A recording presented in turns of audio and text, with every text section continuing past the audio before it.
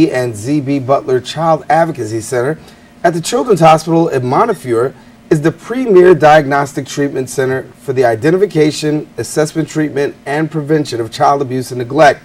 Since 1984, the center has evaluated over 20,000 abused children and their families and has trained dozens of medical professionals and social service providers. With us now to tell more about it is Executive Director Karel Amaranth, and we thank you so much for joining us here. And thank you very much for having me. It's always a pleasure and an honor to be here at BronxNet and to be able to talk about the center, our services for children. Thank you for that great introduction. Oh, glad to have you. Talk a little bit about the center because obviously it says it's been around since, 1984, and catering to about 20,000 abused children. And first of all, that's a very large number. Yes. Well, we see over 1,000 children a year.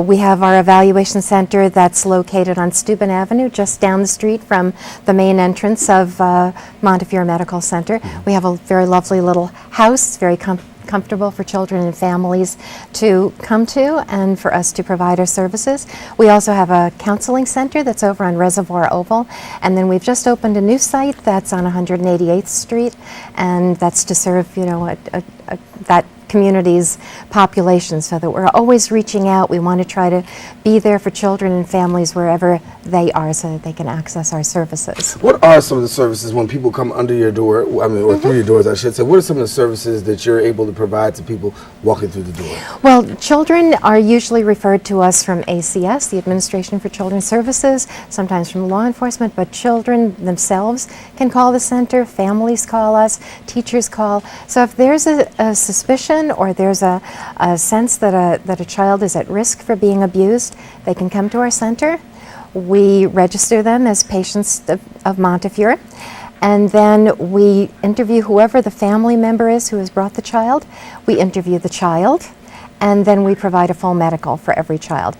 If we can do this purely preventive, that the child has been at risk or has been neglected, then we have a full array of preventive services, and we connect people with various community organizations. As I said, we have our own counseling center.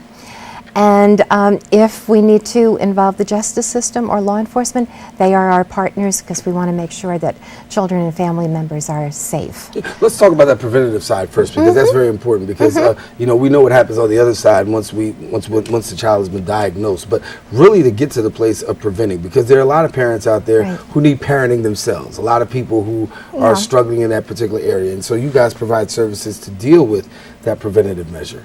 Yes, we do. So we can have children who, as I said, if they are at risk for being abused, a crime has not been perpetrated, but the child is not being well cared for, or sometimes there's a medical neglect issue, we can see those children and again provide medical follow-up. We of course can refer to the entire array of services that are offered at Montefiore and our community partners. So we want to work with children and families in that way. I know that this month is Domestic Violence Awareness Month. An extremely powerful impactor on children is if they are witnesses to domestic violence. And often the children are not physically harmed, although sometimes they are. If two parents or two partners are fighting or arguing or being violent with each other, sometimes the child unfortunately just physically gets in the way and can get harmed. But the psychological and emotional damage on children is just monumental. And in the United States, over 3 million children a year experience witnessing violence in their lives. And the impact on them as children, first of all, always having to be fearful of, is something going to happen when I'm home? Do I have to defend mom? Do I have to protect myself from someone?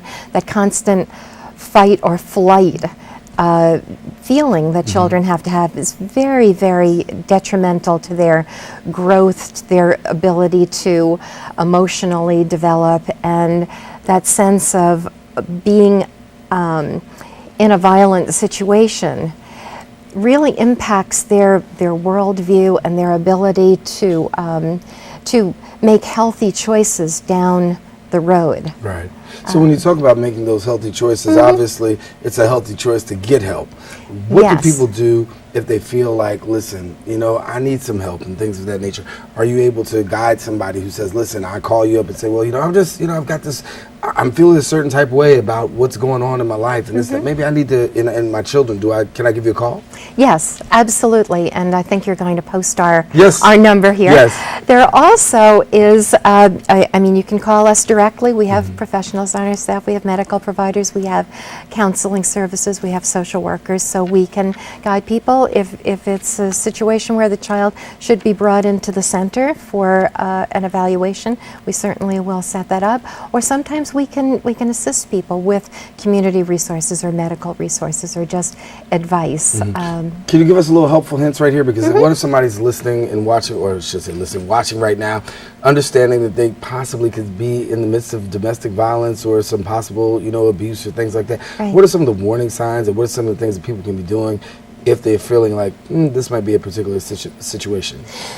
Well, certainly someone who is in a violent relationship would know that they are being threatened. However, there's a very broad spectrum of domestic violence and partner abuse. I mean, sometimes it's purely financial. A woman, for instance, is never allowed to have money. It's a way that her partner or her husband keeps her under control. Or not permitted to visit family members, or can only go someplace if he is with her. And I'm saying he and she in terms of men being perpetrators, women being victims. 85% of reported domestic violence is the woman is the victim and the man is the perpetrator. However, we know that men are also victims. I think highly, highly underreported because most men would not want to admit to the fact that they are being harmed. But I really would encourage any man, if someone is harming you in a relationship, you need to reach out for assistance as well.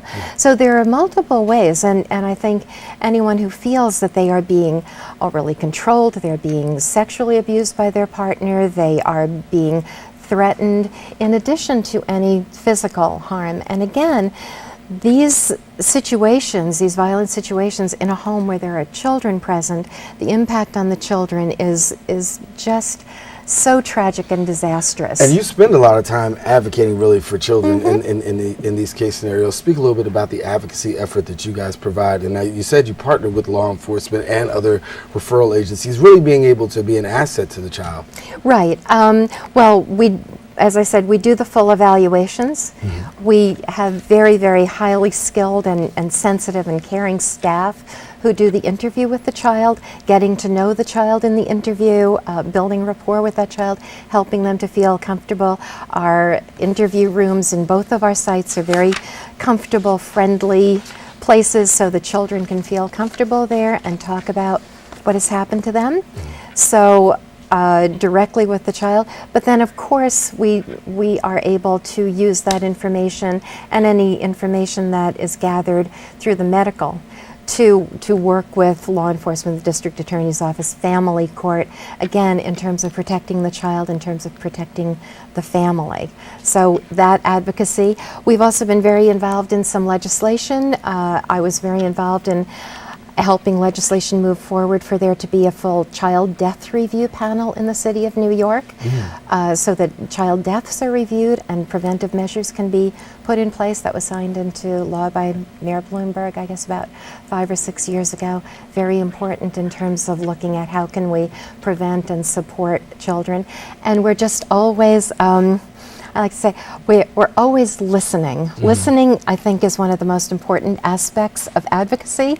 You want to hear what children, what families have to say, so that then you can speak on their behalf. And there you see the information that's at the bottom of the screen telling you how that you can get in touch with the center.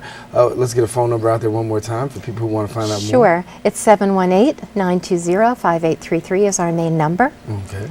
And I think we were going to also post numbers for the domestic violence Yes, hotline if they are available. Right. I gave them to. Oh yeah, there you see it at the bottom of the screen, 800-942-6906, and there you can dial the number for domestic violence, and you can find out more information there, or if you want to report. Carol, thank you so much for coming and sharing with us, and good to have you. Thanks for the great work that you're doing at the center. Thank you.